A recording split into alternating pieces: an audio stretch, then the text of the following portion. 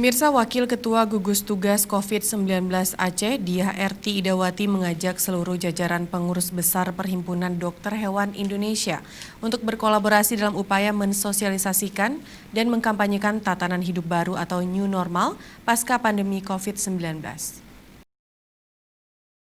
Hal tersebut disampaikan oleh Diah Erti saat berdialog dengan pengurus PBPDHI Aceh usai menerima sumbangan alat pelindung diri dari organisasi tempat bernaungnya para veteriner Indonesia itu di rumah dinas Wakil Gubernur Aceh Kamis sore. Menurut dia, saat ini pemerintah di semua tingkatan sedang merumuskan tatanan kehidupan baru atau new normal pasca pandemi COVID-19.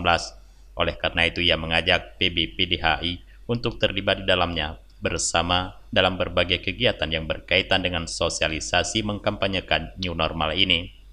Meski upaya pencegahan dan penanganan COVID di Aceh sangat baik dan mendapat apresiasi dari pemerintah pusat, namun dia mengharapkan seluruh komponen masyarakat tidak boleh lengah, karena hingga dengan saat ini, vaksin virus tersebut belum ditemukan. Menanggapi hal tersebut, Zulia Zaini Yahya selaku Ketua Umum PBPDHI Aceh menyatakan kesiapannya untuk terlibat dalam upaya sosialisasi new normal di Aceh.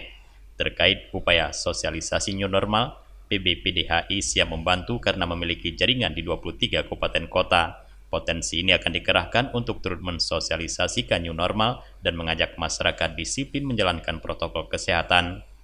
Dalam kesempatan tersebut, Zulia Zaini turut didampingi oleh Sekretaris PBPDHI Aceh, Teguh Munazar, dan jajaran PBPDHI lainnya menyerahkan 80 helai baju hazmat atau baju astronot dan 80 unit face shield. Dari Banda Aceh, Tim Liputan Aceh TV melaporkan.